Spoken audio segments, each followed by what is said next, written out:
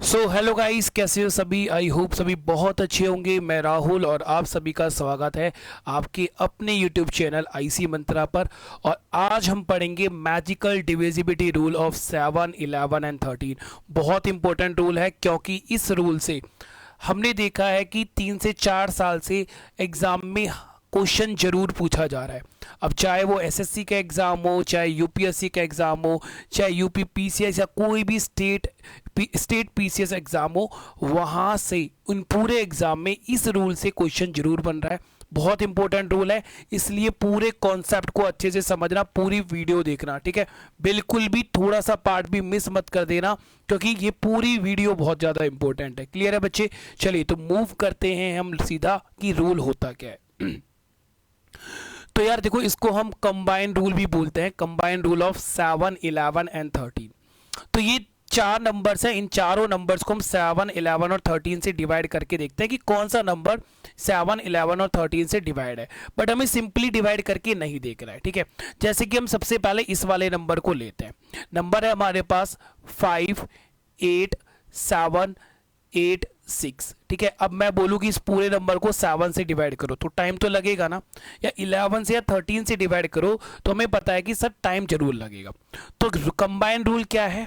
Combine rule है बच्चे कि हमें ना राइट हैंड साइड से, नंबर के राइट हैंड साइड से या फिर नंबर के एंड से 3 3 नंबर्स का ग्रुप बनाना है, ठीक है। जैसे कि यहाँ हमने एक ग्रुप बनाया 3 नंबर्स का और यहाँ हमने एक ग्रुप बनाया 3 नंबर्स का। आप बोलोगे सर यहाँ तो 3 नंबर है ही नहीं, तो यहाँ हम एक 0 लगा देते हैं। अब हमें क्या करना है, बड़े वाले ग्रुप में से छोटे वाले ग्रुप को माइनस कर देना है, ठीक है। माइनस करने के बाद हमारे पास कितना आ जाएगा, 728। तो अब हमारे पास एक छोटा सा नंबर आ गया है, ठीक है। पहले हम इस बड़े नंबर को डिवाइड करके हमें देखना पड़ रहा था, है ना। अब हमें बस इस छोटे से नंबर को डिवाइड करके देखना है। अब अगर ये नंबर 7 से डिवाइड हो जाता है, अगर ये वाला नंबर 728 अगर 7 से डिविजिबल हो जाता है, तो ये जो बड़ा वाला नंबर है ना, ये बड़ा वाला नंबर भी 7 से डिविजिबल होगा। तो ये बात तो क्लियरली दिखाई दे रहा है कि 728 7 से डिविजिबल होता है। इसका मतलब है कि ये वाला नंबर भी 7 से डिविजिबल होगा, ठीक है। अब इसी सेम नंबर को हम देखते हैं कि 11 से डिविजिबल है क्या ये, तो हम बोलेंगे सर 11 से ये नंबर डिविजिबल नहीं होता है। तो ये बड़ा वाला नंबर जो ओरिजिनल नंबर है, जो एक्चुअल नंबर है, वो भी 11 से डिविजिबल नहीं होगा। क्या 13 से डिविजिबल है ये? बोलो। तो हम बोलेंगे कि यस सर 13 से इज डिविजिबल। अगर ये 13 से डिविजिबल है तो ये नंबर भी 13 से डिविजिबल होगा। तो बस यही रूल है, हमें 3 3 नंबर्स के क्या बनाने हैं, ग्रुप्स बनाने हैं, और बड़े वाले ग्रुप में से छोटा वाला ग्रुप माइनस कर देना है। माइनस करने के बाद जो नंबर आएगा, अगर वो नंबर 7 से डिविजिबल है तो बड़ा नंबर भी 7 से डिविजिबल होगा। अगर वो नंबर 11 से डिविजिबल है तो बड़ा नंबर भी 11 से डिविजिबल होगा। अगर वो नंबर 13 से डिविजिबल है तो बड़ा नंबर भी 13 से डिविजिबल होगा। क्लियर है बच्चे? आई होप ये बात समझ में आपको आई होगी। हम एक नंबर का एग्जाम्पल और लेते हैं, ठीक है। जैसे कि मान लो एक छोटा सा नंबर हमने लिया है 5922। अब हमें जानना है कि ये नंबर किससे डिविजिबल होगा। तो 3 3 नंबर्स के क्या बनाओ भाई, 3 3 नंबर्स के ग्रुप बनाओ और यहां पर 2 0 लगा दो क्योंकि यहां पर सिंगल नंबर था। तो 922 में से 005 को अगर मैं माइनस कर देता हूं तो हमारे पास रिमेनिंग नंबर कितना बच जाएगा, 917। अब हमें ये जानना है कि ये जो 917, जो ये छोटा सा नंबर आया है, ये जो नंबर है ये 7 से डिविजिबल है क्या? हम बोलेंगे यस सर 7 से डिविजिबल है। तो ये बड़ा वाला नंबर भी 7 से डिविजिबल होगा। क्या ये नंबर 11 से डिविजिबल है? नहीं, 11 से ये नंबर डिविजिबल नहीं होता है, तो ये नंबर भी 11 से डिविजिबल नहीं होगा।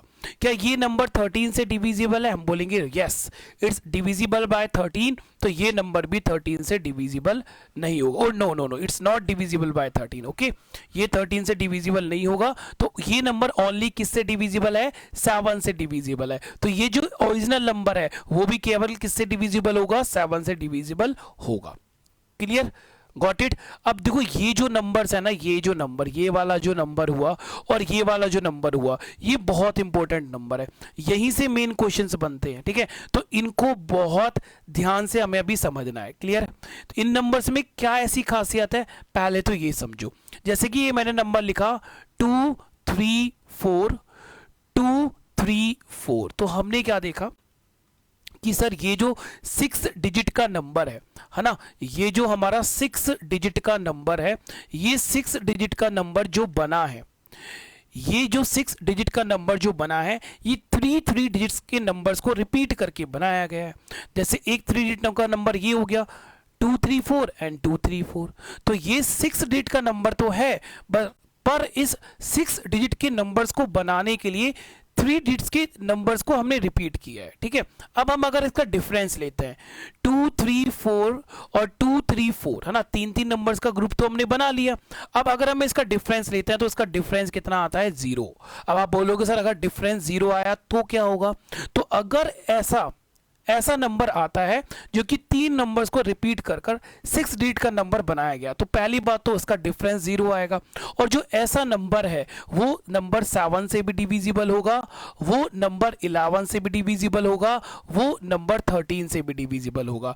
मतलब ऐसा नंबर 7 11 और 13 इन तीनों से डिविजिबल होगा, ठीक है। तो हम ये बोल सकते हैं कि सर ये जो नंबर हमें दिखाई दे रहा है 2 3 4 2 3 4, ये जो नंबर है ये 7 11 और 13 तीनों से डिविजिबल होगा, ठीक है, राइट, समझ में आया। तो अगर मैं बोलूं इस नंबर की, जो ये तुम्हें ये नंबर दिखाई दे रहा है, ठीक है, नंबर क्या है हमारा, ये नंबर है सर हमारा 5 6 7 5 6 7। तो हमने देखा कि 3 नंबर्स को रिपीट करके बनाया गया है, डिफरेंस कितना आ रहा है, 0 का आ रहा है, और डिफरेंस अगर 0 का आ रहा है तो ये नंबर भी 7 11 और 13 से डिविजिबल हो जाएगा, ये नंबर भी 7 11 और 13 से डिविजिबल हो जाएगा।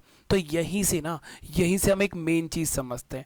मेन चीज क्या है, देखो अब देखो, कभी भी 6 डिजिट का नंबर इस तरह से बनाया जाता है, 6 डिजिट का नंबर इस तरह से बनाया जाता है, जिसको हमने 3 डिजिट के नंबर्स को रिपीट करके बनाया, जैसे कि x y z, x y z, है ना। जैसे हम लिख सकते हैं 1 2 3 एंड 1 2 3, तो ये नंबर 7 11 और 13 तीनों से डिविजिबल होगा। अब इतनी बात समझ लो कि जो नंबर 7 से भी डिविजिबल है, जो नंबर 11 से भी डिविजिबल है, जो नंबर 13 से भी डिविजिबल है, ठीक है, वो इनके प्रोडक्ट से भी डिविजिबल होगा। मैं क्या कह रहा हूं, जो नंबर 7 से भी डिविजिबल हो गया, 11 से भी डिविजिबल हो गया और 13 से भी डिविजिबल हो गया, वो नंबर 7 इंटू 11 इंटू 13, इनका जो प्रोडक्ट होता है वो कितना होगा, 1001। 1001 से भी क्या होगा, डिविजिबल हो जाएगा। मतलब 1001 से भी वो नंबर पूरी तरह से भाग होगा, ठीक है, क्लियर। अच्छा, और किस किस से भाग हो सकता है, दो नंबर्स के प्रोडक्ट से भी। मान लो 7 इंटू 11 हमने किया, 7 इंटू 11 किया तो कितना आया, 77, तो ऐसा नंबर 77 से भी डिविजिबल हो जाएगा। 11 इंटू 13 किया, 11 इंटू 13 करोगे तो कितना आएगा, 143 आ जाएगा, तो ऐसा नंबर 143 से भी डिविजिबल हो जाएगा, ठीक है। और क्या बच गया, 7 इंटू 13 बच गया ना, 7 इंटू 13 बच गया, 7 इंटू 13 कितना होता है, 91, तो ऐसा नंबर 91 से भी डिविजिबल होगा, ठीक है। तो एक बार अगर मान लो कि मैंने तुम्हें एक नंबर दिया, मैं तुम्हें अगर एक नंबर दे रहा हूं 765, और अगर मैं तुमसे पूछूं कि ये नंबर किन किन नंबर से डिविजिबल है, तो हम क्या बोलने वाले हैं कि सर 7 से भी डिविजिबल होगा, 11 से भी डिविजिबल होगा, 13 से भी डिविजिबल होगा। 7 11 13 इन तीनों का प्रोडक्ट कितना होता है, 1001, इससे भी डिविजिबल होगा, ठीक है। 91 से भी डिविजिबल होगा, 77 से भी डिविजिबल होगा और 143 से भी डिविजिबल होगा। सो आई होप ये पूरा रूल अब तुम्हें समझ में आ गया होगा, ठीक है, क्लियर है। अब सीधा हम क्वेश्चंस पर मूव करते हैं, ठीक है। इन नंबर्स के बारे में मैं एंड में बताऊंगा तुम्हें, पहले हम क्वेश्चंस को समझते हैं, ठीक है बच्चे। तो देखो क्वेश्चन में क्या बोला गया है, if a number is divisible by 7 11 and 13, एक ऐसा नंबर है जो कि 7 से भी भाग हो रहा है, 11 से भी और 13 से भी, then it is necessary to divisible by, तो वह आवश्यक ही किस नंबर से पूरी तरह से विभाजित होगा? 7 प्लस 11 प्लस 7 प्लस 13 नहीं सर, इससे डिविजिबल ही होगा, नहीं होगा। 13 माइनस 7 प्लस 11 इससे भी डिविजिबल नहीं होगा। आंसर क्या होगा? Option C. ऑप्शन सी का मतलब है कि ये 7, 11 और 13 इनके प्रोडक्ट से भी डिविजिबल होगा। ऑप्शन सी डायरेक्ट आंसर आ जाएगा। अभी हमने सीखा कि जो नंबर 7, 11 और 13 इन तीनों से डिविजिबल होता है वो नंबर 1001 से भी डिविजिबल हो जाएगा। ठीक है, चलिए मूव करें नेक्स्ट क्वेश्चन पर। अगर चीजें ना समझ में आ रही है ना, कमेंट करके जरूर बताना मुझे। क्लियर है बच्चे? Okay.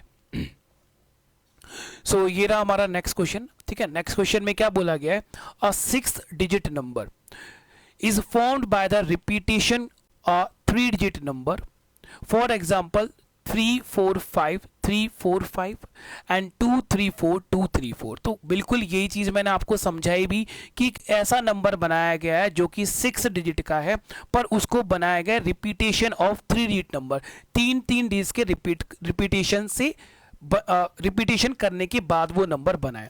Then the resultant number will be divisible by, तो जो नंबर होगा वो किससे डिविजिबल होगा? ओनली 7 नहीं, ओनली 7 तो नहीं, ओनली 11 भी नहीं, ओनली 13 भी नहीं। ऐसा नंबर तो 7, 11, 13 तीनों से डिविजिबल होता है, और 1001 7, 11 और 13 का ही प्रोडक्ट है। ये डी हमें क्या बता रहा है? कि ये डी हमें बताना चाह रहा है कि ये नंबर 7, 11 और 13 तीनों से ही डिविजिबल होगा। तीनों से ही क्या होगा? तीनों से ही डिविजिबल हो जाएगा। ठीक है, नाउ मूव करते हैं नेक्स्ट क्वेश्चन पर हम लोग।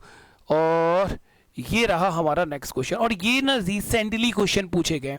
मतलब अभी अगर तुम एग्जाम उठाओगे ना 2022, 2023, राइट, 2020, 2021 सारे ईयर्स के क्वेश्चन उठाओ, आपको इस तरह के क्वेश्चंस 100% देखने को मिलेंगे। ठीक है, सो इस क्वेश्चन में हमें क्या बोला गया है? If 6 digit number 479 XYZ is exactly divisible by 7, 11 and 13, then find the value of, हमें वैल्यू बतानी है y plus z divisible by x, है ना। हमें वैल्यू बतानी है y प्लस z, और इसका जो समीशन आएगा इसको हमें डिवाइड करना है किससे? x से। अब नंबर हमें क्या बोला गया है? नंबर बोला गया है 479, और क्या बोला गया है? XYZ। अब मुझे ये बात पता है, जब से मैंने ये रूल पढ़ा है हमने ये बात तो समझ ली कि ये 6 डिजिट का नंबर है जो कि 3 डिजिट्स के नंबर को रिपीट करके बनाया गया होगा, क्योंकि इसका डिफरेंस 0 आना चाहिए। अगर इसका डिफरेंस 0 आएगा तभी ये नंबर 7, 11 और 13 तीनों से ही डिवाइड होगा। तो इसका मतलब है कि यहाँ x की जगह कितना होगा? 4, y की जगह कितना होगा? 7, और z की जगह कितना होगा? 9। तो x की वैल्यू कितनी आ गई? x की वैल्यू आ गई 4, y की वैल्यू आ गई 7, और z की वैल्यू कितनी आ जाएगी? 9। बस वैल्यू हम यहाँ पर पुट कर देंगे। y की वैल्यू कितनी है? y की वैल्यू है 7, z की वैल्यू कितनी है? 9, और इसको हमने डिवाइड किया x की वैल्यू से। x की वैल्यू कितनी है? 4। तो ये आ गया बच्चे 16/4। आंसर कितना आ जाएगा हमारा? आंसर आ जाएगा 4। Option B is a right answer. ठीक है, option B is a right answer. ठीक है, अब देखो ये क्वेश्चंस ना पहले आप लोग देख के छोड़ देते होंगे कि कितना मुश्किल एग्जाम आया है, जबकि कितना आसान ये क्वेश्चंस होते हैं। ठीक है, अब हमने कुछ नंबर छोड़े थे, उनको भी हम समझते हैं कि इन नंबर्स के अंदर हम डिविजिबिलिटी रूल को किस तरह से लगाएंगे। अब मुझे जानना है कि ये नंबर है 1 1 1 3 3 3 और 2 2 2।